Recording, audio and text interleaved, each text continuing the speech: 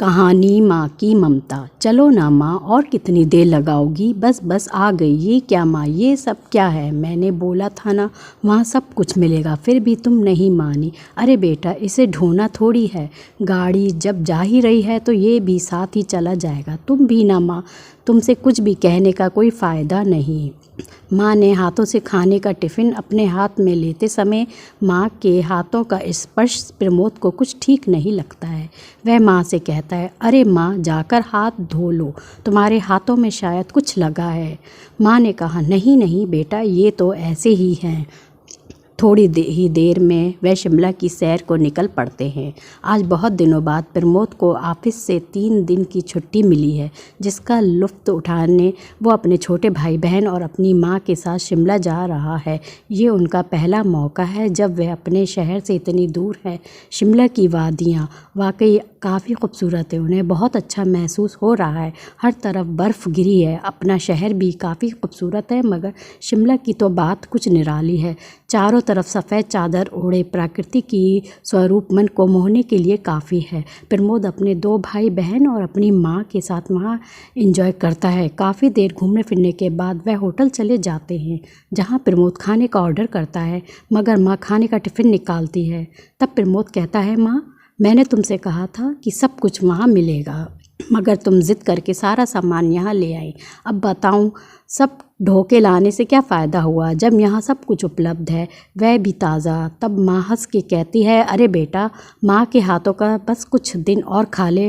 मेरी दिन ब दिन उम्र बढ़ ढलती जा रही है, न जाने कब ऊपर वाला मुझे कब बुला ले। जब तेरी मैडम आएगी तब उसके साथ मन करे तो घर का बना खाना, चाहे होटल का खाना। माँ, हम यहाँ छुट्टियाँ एंजॉय करने आए हैं और तुम यहाँ ये बेकार की बात लेकर बैठ गई। क्या ये सब बातें करना ज़रूरी है? अरे नहीं नहीं, बस यूँ ही मुंह से निकल गया। छुट्टियों के 3 दिन बहुत जल्द ही ख़त्म होते हैं और अब समय है वापस लौटने का। प्रमोद अपने भाई को वापस चलने के लिए जगा रहा है तो प्रमोद के जागने पर सबकी नींद टूट जाती है और होटल को खाली करने की तैयारी शुरू हो जाती है। परंतु तभी पता चलता है काफ़ी बर्फ़बारी हुई है, जिसके कारण यहाँ से जाने के रास्ते बंद हो गए हैं।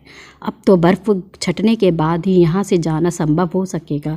इस खबर को सुनकर प्रमोद झल्लाता है, क्योंकि उसे तो बस 3 दिन की छुट्टी मिली थी। अब उसने 1 दिन भी ऑफिस पहुंचने में देर की तो उसके पैसे कटने शुरू हो जाएंगे। माँ उसे समझाती है, ये सब हमारे हाथ में नहीं है, ये सब प्रकृति की माया है। अभी नाराज़ होने से कोई फ़ायदा नहीं, थोड़ा इंतज़ार कर, ठीक हो जाएगा। धीरे धीरे लगभग 1 हफ्ता बीत जाता है, मगर बर्फ़बारी जारी है। इस बर्फ़बारी के बीच चल रही ठंडी ठंडी हवा जो कभी प्रमोद को गुदगुदा रही थी, अब मानो वो उसे चढ़ा रही हो। वह यहाँ से निकलने के लिए बेचैन है, परंतु चाह कर भी वह कुछ नहीं कर पा रहा है। जहाँ एक तरफ उसके भाई बहन बाहर मौसम का मज़ा ले रहे हैं, खूब मस्ती कर रहे हैं, वहीं वह होटल के कमरे के बार से बार बार बाहर झांक रहा है और दीवार पर अपना माथा पीट रहा है। एक दिन प्रमोद का छोटा भाई प्रवीण, जो यहाँ अपने भाई को कई दिनों से परेशान देख रहा है, वह प्रमोद के पास आता है और कहता है, भैया एक बात कहूँ। चिड़चिड़ा हो चुका प्रमोद थोड़ा नाखुश अंदाज में कहता है, हाँ कहो भैया। भैया, वैसे तो तुम्हारा परेशान होना जायज़ है, क्योंकि तुम्हारी छुट्टियाँ कब की ख़त्म हो गई हैं और हम यहीं फंसे हैं। तुम्हारे ऑफिस का बहुत लेट हो रहा है, वहाँ जाकर शायद तुम्हें सीनियर से डांट भी खानी पड़े और तुम्हारे पैसे भी कटे। मगर क्या तुमने कभी इस समस्या के दूसरे पहलू को समझने की कोशिश की है? प्रमोद, तुम कहना क्या चाहते हो? सीधे सीधे कहो। प्रवीण, यही कि प्रकृति ने आपके सामने जो परेशानियां खड़ी की हैं, उनका निश्चित रूप से एक अच्छा मकसद भी है। प्रमोद थोड़े गुस्से में, बकवास ही करनी है तो तुम यहाँ से जा सकते हो।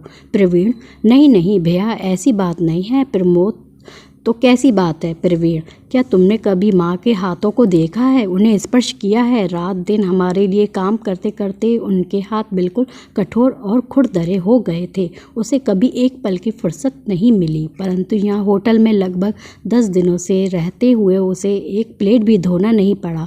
सब कुछ होटल में ही मिल जाया करता है। उसे यहाँ खाना बनाने की, बर्तन मांजने की ज़रूरत ही नहीं, यहाँ सब कुछ होटल से ही अवेलेबल है। इन 10 दिनों में माँ के हाथों को बहुत आराम मिला है। अब वह पहले की तरह सख्त और खुरदरे नहीं बल्कि मुलायम हो गए हैं। तुम्हारी ये एक्स्ट्रा छुट्टियाँ चाहे जितनी परेशानियाँ खड़ी करे, परंतु जाने अनजाने में तुमने माँ को जो सुख दिया है उसे माँ के हाथों को स्पर्श करके तुम खुद जान सकते हो। अपने छोटे भाई से ये सारी बातें सुनते ही प्रमोद एक स्टैचू बन चुका था। वाकई प्रवीण की बातों ने शायद उसे मन की गहराई तक छू लिया था। दोस्तों, आपको ये मेरी कहानी पसंद आई हो तो एक अच्छा सा कमेंट करके ज़रूर बताइएगा और इसको लाइक करिए, अपनी फ्रेंड के साथ शेयर करिए और सब्सक्राइब करना मत भूलिएगा। और इस पूरी स्टोरी सुनने के लिए थैंक यू।